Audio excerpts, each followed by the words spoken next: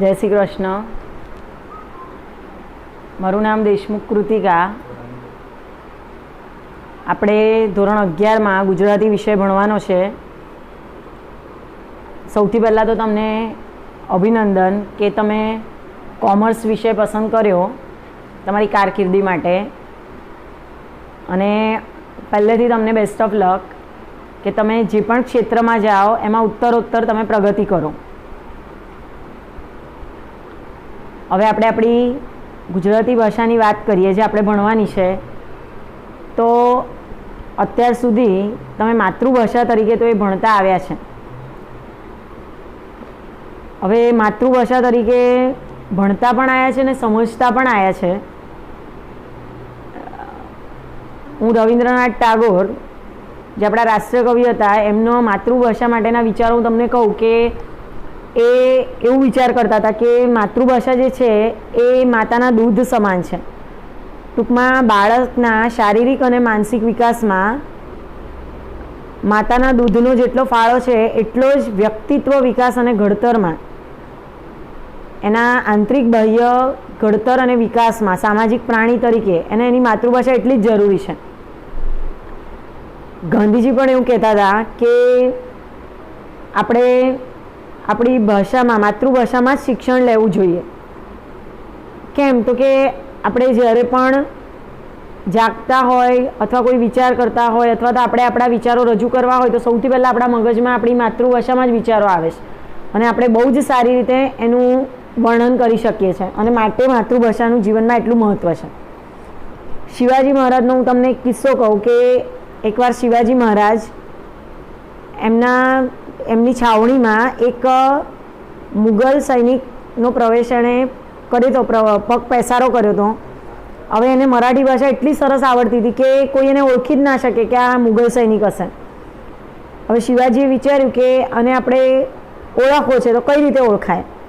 તો એમણે એક યુક્તિ કરી કે રાત્રે બધા સૂતા હતા અને તે વખતે એમણે એક ગરમ સળિયો એને ચાંપી દીધો, અને ચાંપ્યો ને એટલે તરત જ એણે ઉર્દુ હિન્દીમાં બોલવાનું શરૂ કર્યું, અને એ રીતે એમણે ઓળખી નાખ્યો કે આ મુગલ સૈનિક છે. કહેવાનો મતલબ કે આપણે જાગતા, ઊંઘતા, બેસતા કંઈ પણ વિચાર કરીએ તો આપણને સૌથી પહેલો વિચાર આપણી માતૃભાષામાં આવે. પછી તમે મરાઠી હોય તો મરાઠીમાં આવે ને ગુજરાતી હોય તો ગુજરાતીમાં આવે, પણ વિચાર પહેલો તો આપણી માતૃભાષામાં જ આવે. તો આ એક એનું બહુ જ મહત્ત્વનું પાસું છે. આ ભાષા આપણે ભણવી કેમ જોઈએ? તો સૌથી પહેલાં તો એક તમારી અભિવ્યક્તિના માધ્યમ તરીકે આ ભાષા બહુ જરૂરી છે.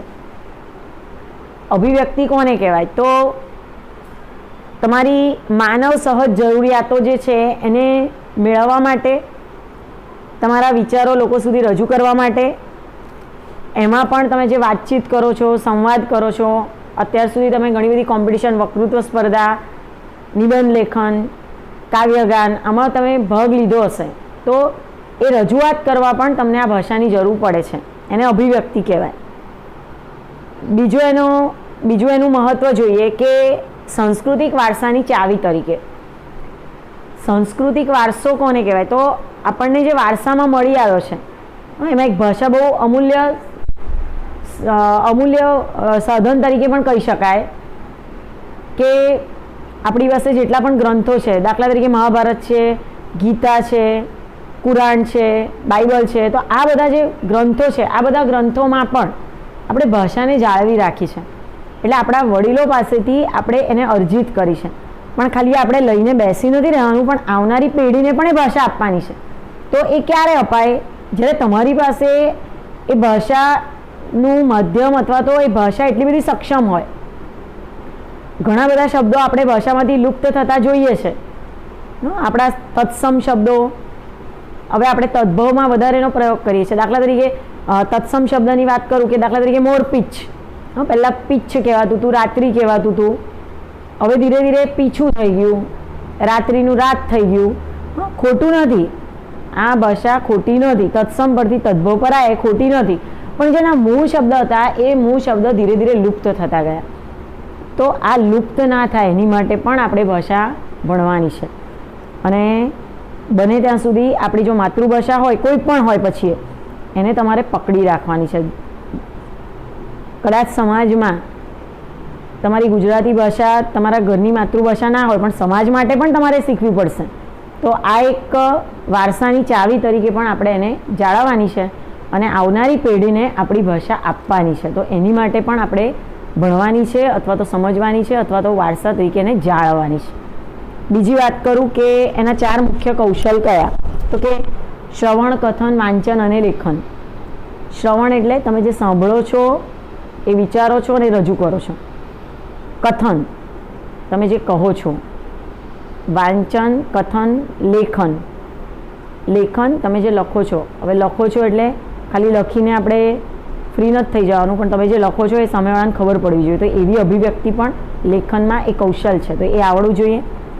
અને છેલ્લું છે શ્રવણ.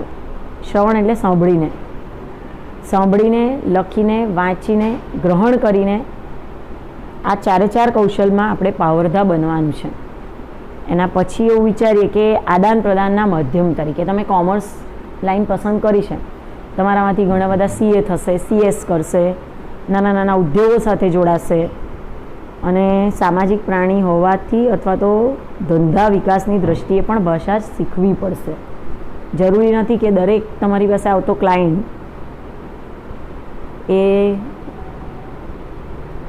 અન્ય ભાષાઓ સાથે ગુજરાતી ભાષા ફક્ત ગુજરાતી ભાષા જ એને આવડતી હશે એવા પણ તમારા ક્લાયન્ટ હશે, એવા પણ તમારા વેપારીઓ હશે.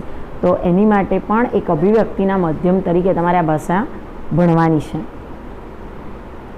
બીજી રીતે તમને કહું કે આપણે ભાષાને જ્યાં સુધી આપણે સારા વક્તા હોઈએ પણ સામેવાળાને એ વસ્તુ ખબર ના પડે તો તમે વક્તા ના કહી શકો. હા, તો બોલો છો બહુ સરસ, સામેવાળાને ખબર પડે એવું પણ તમારું વાણી પર પ્રભુત્વ હોવું જોઈએ. નહીં ક્યારે આવે કે જ્યારે તમે ભાષા ખાલી સમજી લીધી ને બોલી લીધી, એની સાથે તમારો એક લહેકો આવે. વિરામ ચિહ્નોમાં આપણે જોઈશું કે પ્રશ્નાર્થ હોય, ઉદ્ગાર હોય, એનો ઉપયોગ ક્યાં કરવો. તો એ ઉપયોગ ખાલી લખવા પૂરતો નથી કે પ્રશ્નાર્થ આવ્યું તો તમે બોલો છો તો તમારા એક્સપ્રેશન એની સાથે આવવા જોઈએ. તો આ પણ એક ભાષાનું બહુ અગત્યનો પાસો કહેવાય. તો આ જોઈ લીધું આપણે કે ભાષા આપણે ગુજરાતી કેમ શીખવાની છે. 11મા ધોરણમાં પ્રથમ ભાષાની જો આપણે વાત કરીએ તો પ્રથમ ભાષામાં તમે 10મામાં જે ભણી આવ્યા છો ગદ્ય પદ્ય એ તો તમારે ભણવાનું જ છે, પણ એની સાથે તમારે વ્યાકરણ છે, નિબંધ, સંક્ષેપીકરણ, તો આ બધું પણ ભણવાનું છે. ગદ્ય સ્વરૂપોમાં તમે જે ટૂંકી વાર્તા, નવલિકા અથવા તો પછી નવલકથા, આ જે એના ગદ્ય સ્વરૂપો અલગ અલગ ભણ્યા, લલિત નિબંધો, તો એવા જ 11મામાં પણ એ જ સ્વરૂપો બધા મોટાભાગના છે, પણ લેખક અને કવિઓ બદલાયા છે એટલે એમનું વિચારવાનું સ્તર થોડું ઊંચું ગયું છે એવું કહેવાય. 10મા સુધી આપણને એવું હતું કે ગુજરાતી ભાષા તો માતૃભાષા છે એટલે આપણે વાંચી લઈએ અને આવડી જાય. 11માં એવું નથી, થોડી ભાષા અઘરી આવી છે. અઘરી મતલબ સમજવામાં અઘરી નહીં, આપણે જ્યારે લખવા જઈએ ત્યારે આપણી પાસે શબ્દ ભંડોળ પણ હોવા જોઈએ, વિચારોને રજૂ કરવાના એક રીત પણ હોવી જોઈએ.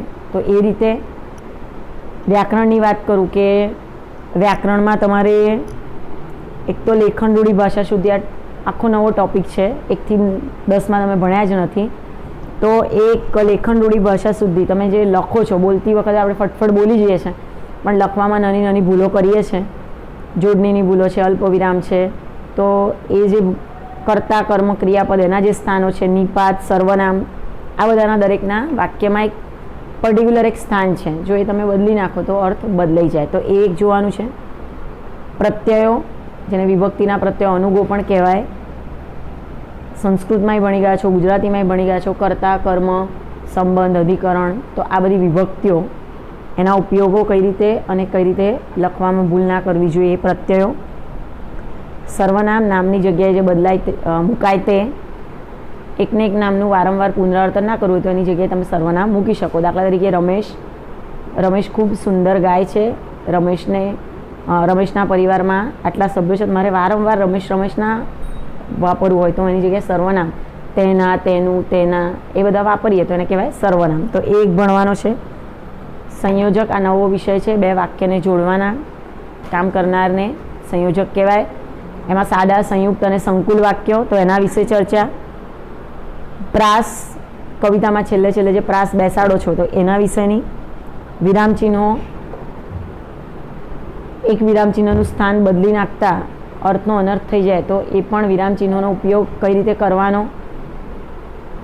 ઉદ્ગાર, પ્રશ્નાર્થ આ બધું આપણને ખબર હોય છે. અલ્પ વિરામ, એક ઉદાહરણ આપું. દાખલા તરીકે કચરો અહીં કરવો નહીં, કરનારને દંડ થશે. કચરો અહીં કરવો નહીં, પછી હું અલ્પ વિરામ કરું તો એનો અર્થ નહીં કે કચરો અહીં નહીં કરવાનો, કરનારને દંડ થશે.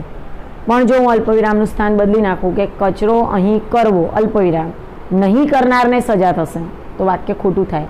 બરાબર, એટલે કમ્પલસરી કરવો. તો આ એક સ્થાન બદલતા કઈ કઈ ભૂલો, સ્થાન બદલતા અર્થ કઈ રીતે બદલાય છે એ એક આપણે જોવાનું છે. જોડાક્ષર, જે તમે 10મા ધોરણમાં જોડાક્ષર ભણી ગયા કે દાખલા તરીકે સ્વર વ્યંજન છૂટા પાડો, ધ્વનિ શ્રેણી, એમાં ક્ષ હોય તો ક શ, દ્ર હોય તો દ ર, આ જે છૂટા પાડતા હતા તો એ જોડાક્ષર છે એમાં આપણે ભૂલ કરીએ છીએ તો એક જોવાનો છે. જોડણી, આમ જોવા જઈએ તો આ ટૉપિક બહુ જ સહેલો છે પણ આપણે લખવામાં બહુ જ જોડણીની ભૂલો કરતા હોય છે અને ભાષા તરીકે એના એક્ઝામ પર્પઝથી પણ એના માર્ક કપાય છે. અને મોટાભાગે રસ્વઈ, દીર્ઘઈ, રસ્વાવાળું, દીર્ઘાવાળું અથવારના અલગ અલગ પ્રકાર, એ પણ આપણે થોડું ડિટેલમાં જોઈશું કેરના અલગ અલગ પ્રકાર હોય.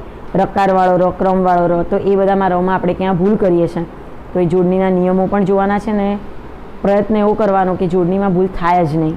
અને એની માટે બહુ પ્રેક્ટિસ કરવી પડે. એ પ્રેક્ટિસ કરીએ તો જ આપણે જોડણીમાં આપણે ભૂલ ના કરી શકીએ. એના પછી સેક્શન ડીની વાત કરીએ કે નિબંધ, સંક્ષેપીકરણ, વિચાર વિસ્તાર, પત્ર લેખન, અહેવાલ, આ બધાની વાત કરીએ તો નિબંધ છે અત્યાર સુધીમાં આપણે જે નિબંધ લખતા હતા તો એનું લેવલ થોડું ઓછું હતું. દાખલા તરીકે મારી માં આવ્યો જો નિબંધ તમને 9-10માં પૂછાતો હતો તો તમે માં વિશે લખતા હતા કે મારી મમ્મી મારી માટે આ કરે છે અથવા તો મમ્મી મને પ્રિય છે અથવા તો આમ તેમ. અત્યારે એવું નથી. મુદ્દાઓ બદલાય એની સાથે વિચારોનો પણ વિકાસ થવો જોઈએ. બેઠા નિબંધની ચોપડીમાંથી લખીને ઉતારા કરીએ તો એ નિબંધ લખ્યો ના કહેવાય, કારણ કે એમાં તમારી મૌલિકતા ના આવે, તમારા વિચારો ના આવે. એટલે એ એક પ્રેક્ટિસ કરવાની કે આપણે નવું સર્જન કઈ રીતે કરી શકીએ, તો એની એક પ્રેક્ટિસ કરીશું. વિચાર સંક્ષેપીકરણ, 1/3 ભાગનો પેરેગ્રાફ આવતો હતો આપણે કે 1/3 કરવાનો, એમાં ઉદાહરણો કાઢી નાખવાના, મુખ્ય ભાવ લખવાનો, રૂઢિપ્રયોગને આ બધું હોય એ યોગ્ય સ્થાને મૂકવાનું. તો આ એક શીખવાનું છે ફરીથી. વિચાર વિસ્તારમાં 2 પંક્તિ આપી હોય, 3 પેરેગ્રાફમાં એની સમજૂતી આપવાની કે સૌથી પહેલાં એનો અર્થ લખવાનો, પછી એના વિશે સમજૂતી આપવાની, એમાં એક ઉદાહરણ આપવાનું ને છેલ્લે એનું કન્ક્લુઝન એટલે કે એનો ઉપસંહાર. તો એ પણ એક કરવાનું છે. પત્ર લેખન, અહેવાલ લેખનમાં પણ પત્ર લેખન પણ આપણે કરતા આવ્યા છે પણ આ વખતે એન્યુઅલ એક્ઝામ સુધીમાં આપણને અરજી લેખન પણ આવશે જેને આપણે કમ્પ્લેન લેટર પર કહેવાય કે કદાચ આપણે કોઈ તકલીફ છે ને આપણે કોઈ અધિકારીને અરજી કઈ રીતે કરવાની, તો એ પણ આવે છે, એ પણ કરીશું. અને અહેવાલ લેખન જેને આપણે રિપોર્ટ કહીએ છીએ, તો અહેવાલ કેવી રીતે લખવાનો અને કયા સંદર્ભમાં લખવાનો, વિષયને અનુકૂળ કઈ રીતે, અનુરૂપ કઈ રીતે લખવાનો, તો એ એક ચર્ચા કરવાની છે. તો આ થઈ આપણી આખા વર્ષ દરમિયાનનું વિહંગાવલોકન. એની સાથે આપણે ભાષા સાથે જોડાયેલા છે એટલે આપણા પર્સનાલિટીમાં પણ ભાષાની રીતે કઈ રીતે વધારો કરીશું તો એ રીતે ભાષા ભણીશું. લખાણમાં આપણી શુદ્ધતા કઈ રીતે આવે એ, અને અક્ષરો એવું કહેવાય કે પાંકા ઘડે કાંઠા ના ચડે, પણ આપણે ચડાવવા હોય તો ચડાવી શકીએ કારણ કે એ તો આપણો વિષય છે અને આપણે ધરીએ તો એ બધું જ કરી શકીએ. ગમે તે ઉંમરમાં ગમે ત્યારે આપણે અક્ષર સુધારવાનો પ્રયત્ન તો કરી શકીએ અને સુવાચ્ય કાઢી શકીએ. એવા અક્ષરો મરોડદાર કરવાની પ્રેક્ટિસથી પણ આપણે એમાં પરફેક્શન લાવી શકીએ છીએ. અને ગુજરાતીમાં એવી કહેવત પણ છે કે મન હોય તો માળવે જવાય. તો એવી રીતે જ મન મક્કમ કરીને આપણે જે નિશ્ચય કરીને કોમર્સમાં આવ્યા છે એમાં પણ આગળ વધીશું. હવે પછીના પીરિયડમાં તમે ચોપડી લઈને આવશો અને ચોપડીમાંથી ગદ્ય પદ્ય અને વ્યાકરણ પણ આપણે ભણીશું. એ સાથે આજનો આ પહેલો લેક્ચર હું પૂર્ણ વિરામ આપું છું. જય શ્રી કૃષ્ણ.